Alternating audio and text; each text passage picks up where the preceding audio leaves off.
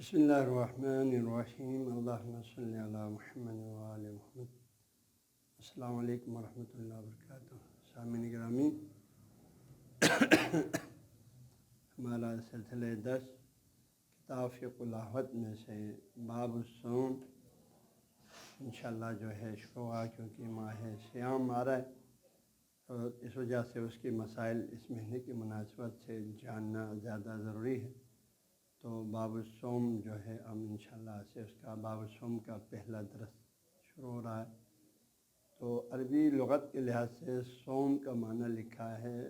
خود کو کسی چیز سے روکے رکھنا، ڈکشنری میں روکے رکھنا، خود کو دور رکھنا، یہ معنی ہے۔ لیکن اصطلاح فقہ میں صوم سے مراد جو ہے وہ تمام چیزیں جس سے روزہ ٹوٹ جاتی ہے، جیسے کھانے پینے کی چیزیں، اور اس کے علاوہ جو ہے مخصوص میاں بیوی والی تعلقات اور اس قسم کی چیزوں سے اپنے آپ کو روکے رکھنا، صبح صادق سے لے کر اور مغرب تک، غروب آفتاب تک، اس کو صوم اصطلاحی کا اصطلاح میں روزہ کا ہے، عربی میں صوم کہا جاتا ہے۔ تو سب سے پہلے جو اس میں چونکہ حضرت شاہ سید محمد نور بخش رحمۃ اللہ علیہ کا جو آپ کی روش ہے اس کتاب میں فقہ الاحوط میں، ہر باب کو آپ نے شروع فرمانے سے، ہر باب کے شروع میں آپ نے قرآن آیات، اگر اس موضوع سے متعلق قرآن کوئی آیات ہو تو ان میں سے ایک آیت یا چند آیات آپ ضرور ذکر فرماتے ہیں، تاکہ ہمیں اس چیز کا جو ہے آپ علم دینا چاہتے ہیں کہ بھائی میں نے یہ فقہ الاحوط کی کتاب قرآن اور سنت کی روشنی میں لکھا ہے، میں نے اپنی ذاتی رائے سے کوئی چیز نہیں لکھا، بلکہ قرآن اور سنت کی روشنی میں لکھا ہے، اس حقیقت کو ہم تک پہنچانے کی۔ چنانچہ آپ نے یہ آیات جو ہے یہاں ذکر فرمایا ہے، ہم ان آیات کی مختصر ترجمہ یہاں پر کر دیتے ہیں۔ تو باب الصوم یعنی روزے کا بیان۔ قال اللہ تعالیٰ، اللہ تبارک و تعالیٰ نے فرمایا، یا ایھا الذین آمنوا، اے وہ لوگ جنہوں نے ایمان لایا، کتب علیکم الصیام، کتبہ لکھ دیا گیا یعنی فرض کیا گیا، واجب کر دیا گیا، علیکم تم لوگوں پر یعنی امت محمدی صلی اللہ علیہ وسلم کو جو ہے مخاطب کر کے اللہ فرما رہا ہے، اے ایمان والو، قرآن میں اللہ کی پیاری نبی کی امت کو یا الذین آمنوا سے خطاب کیا ہے، مومنین کے لقب سے خطاب کیا ہے۔ تو یہاں بھی فرماتے ہیں باقی یہود نصارہ کو اہل کتاب کے عنوان سے، کبھی یہود نصارہ کے عنوان سے خطاب کیا۔ فرماتے ہیں اے یا ایھا الذین آمنوا، اے ایمان والو، کتب علیکم الصیام، فرض کر دیا گیا ہے، واجب کرا دیا گیا ہے تم پر روزے کو، یعنی ماہ صیام میں مبارک رمضان مبارک کے روزے تم پر فرض کیا ہے، کما جس طرح کتبہ فرض کیا گیا ہے واجب کرا دیا، علی الذین ان لوگوں پر، من قبلکم تم سے پہلے، یعنی اس سے معلوم ہوتا ہے اسلام سے پہلے سابقہ امتوں پر بھی اللہ تعالیٰ کی طرف سے روزے فرض تھے۔ ہو سکتا ہے جزئی احکامات میں اختلاف ہو، لیکن مجموعی طور پر روزہ اللہ کی طرف سے ان پر بھی فرض تھے۔ فرماتے ہیں جس طرح تم سے پہلے قوموں پر اللہ تعالیٰ نے، امتوں پر اللہ نے روزہ فرض کیا، لعلکم تتقون، تاکہ تم جو ہے پرہیزگار بن جاؤ، روزے کے اس عمل کے برکت سے روزہ دار بن کر تم اللہ تعالیٰ کے حضور میں جو ہے صاحب تقویٰ بن جائیں اور حقیقی معنی میں اللہ تعالیٰ سے ڈرنے والا بن جائے۔ کیونکہ ہمیں اس چیز کا تو علم ہے، کیونکہ روزہ کسی کے ساتھ جو ہے مخفی عمل ہے کہ انسان اگر چپکے سے روزہ توڑ دیں تو کسی کو پتہ نہیں چلتا سوائے خود کو اور اللہ تبارک و تعالیٰ کے۔ اس وجہ سے کوئی آدمی جھوٹا کہہ سکتے ہیں میں روزہ ہوں، جبکہ روزہ نہ بھی ہو۔ اس لیے روزہ جو ہے ایسا عمل ہے جو ہے اگر انسان رکھیں تو یقیناً جو ہے وہ یقیناً باتقوا ہے۔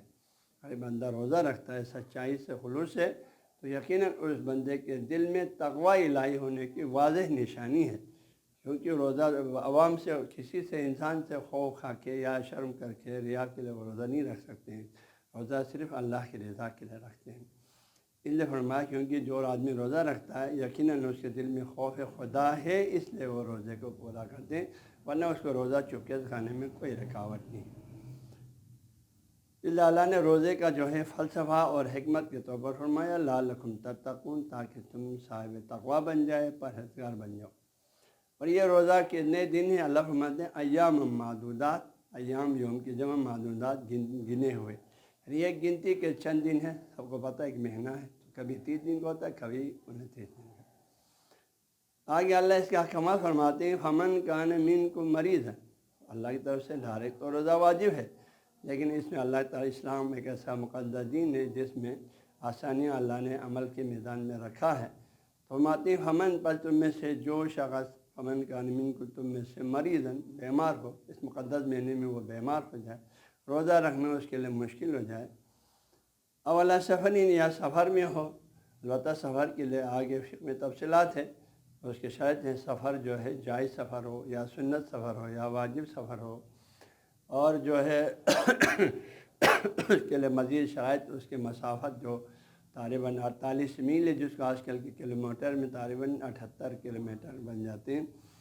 اتنی مسافت اس کا جو ہے، جلدی جا کے آنا تو آنا جانا 78 کلومیٹر بن جائے، یا آج جا کے آج جلدی جا کے جلدی واپس آنا ہے تو ایک طرف جو ہے اس کا 78 میل ہونا ضروری ہے کم از کم۔ تو فرماتے ہیں تو ایام معدودات، گنتی کے چند دن ہیں، فمن کان منکم، پر تم میں سے اگر کوئی مریض ہو جائے یا سفر میں ہو اور سفر کی شرائط پورا ہو، تو پھر اس بندے کے لیے اللہ کی طرف سے روزہ کھانے کی اجازت ہے۔ تو وہ بیمار آدمی روزہ افطار کر سکتے ہیں رمضان میں، اور سب مسافر آدمی شرائط پورا ہو تو وہ روزہ سفر میں افطار کر سکتے ہیں، لیکن اس کے لیے اب حکم آگے کیا ہے، فعدت، پس وہ گنتی پورا کریں، پھر ایام ہر سال کے دوسرے دنوں میں، پھر وہ سال کے دوسرے دنوں باقی 11 مہینے، اس میں وہ جتنے دن رمضان میں اس نے بیماری کی وجہ سے یا جو ہے سفر کی وجہ سے اس نے افطار کیا، وہ بعد میں پورا کرنا اس پر واجب ہے، جب وہ بعد میں روزہ رکھ سکتے ہیں تو۔ وَعَلَى الَّذِينَ يُطِيقُونَهُ، لیکن وہ لوگ جو طاقت رکھتے، یطیقون، اس آیت کے بارے میں دو ترجمہ جو ہے مفسرین نے کیا ہے۔ ایک ترجمہ یہ کیا ہے وَعَلَى الَّذِينَ يُطِيقُونَ، یا لا مقدر رکھا فرمایا، اور وہ لوگ جو طاقت نہیں رکھتے ہیں، لا یطیقون، روزہ رکھنے کا، ہاں وہ رمضان گھر پہ تو ہے لیکن روزہ نہیں رکھ سکتے ہیں، تو ان کے لیے فدیتن، تو وہ فدیہ دے دیں، اس کا بدلہ دے دیں، طعام و مسکین، ایک مسکین کا کھانا ہے، ایک مسکین کو ایک ٹائم کا کھانا اس کو دے دیں۔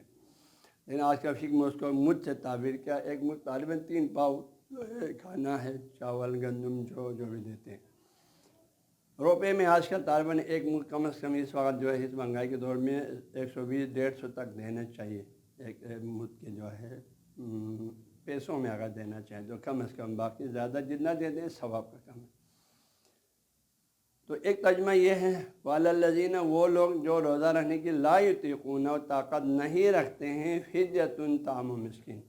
وہ اس روزے کے بدلے میں جتنے دن وہ نے افطار کیا فدیہ دے دیں، ایک مسکین کو کھانا۔ لیکن جو ہے اس کا بعد یہاں کا لا مقدر رکھنے کی ضرورت نہیں ہے، یہ روزہ ان لوگوں کے بارے میں ہے، یطیقون، طاق کا معنی ہے کام کو بمشکل انجام دینا، انجام تو دے سکتے ہیں لیکن اس کے انجام دینے میں تھوڑا سا مشکل ہے، تکلیف ہے، زحمت ہے، تو یہ ان لوگوں کے لیے فرمایا، ایک مریض سے روزہ تو رکھ سکتے ہیں لیکن بمشقت رکھ سکتے ہیں، لیکن جان پہ تو نہیں آتا، تھوڑا رکھنے میں تکلیف ہے، ایک مسافر ہے وہ روزہ تو رکھ سکتے ہیں لیکن مشکل سے رکھ سکتے ہیں، تکلیف ہے، تو ان لوگوں کے بارے میں فرماتے ہیں یہ آدمی جو ہے اگر وہ روزہ چونکہ رکھ سکتے تھے ولو تھوڑی سی تکلیف ہے، تو وہ اگر روزہ افطار کریں تو یہ روزہ افطار کرنے کے ساتھ ساتھ جیسے ہمارے شاثر نے فقہ میں فرمایا وہ روزہ افطار کر لیں، لیکن بعد میں ایک مد جو ہے طعام فقیر کو دینا مستحب ہے، فرمایا اس پر بھی ایک مد طعام جو ہے فقیر کو دینا، یعنی بعد میں وہ روزہ تو ابھی افطار کر لیا، بعد میں اس کا قضا بھی کریں گے اور ایک مد جو ہے کھانا وہ کسی مسکین کو بھی کھلائیں۔ آگے شاہ سے فرماتے ہیں فمن تطوع کے معنی کسی بھی کام کو انسان اپنی رضامندی سے، اپنی خوشی سے انجام دینے کے معنی میں، فمن تطوع خیرا، پر جو شخص اپنی خوشی سے کسی نیک کام کو کریں، بلائی کو کریں، فهو خیر لہ، تو اس کے حق میں بہتر ہے۔ تو یہ فمن تطوع کا تعلق جو ہے اس روزے سے بھی ہو سکتے ہیں کہ اس نے جو ہے روزہ چونکہ ولو تھوڑی سی تکلیف ہے اس کے باوجود بھی چونکہ اتنے ناقابل برداشت حد تک تو نہیں ہے، روزہ رکھیں تو اس کے ہمیں بہتر ہے، اس سے بھی تعلق ہے،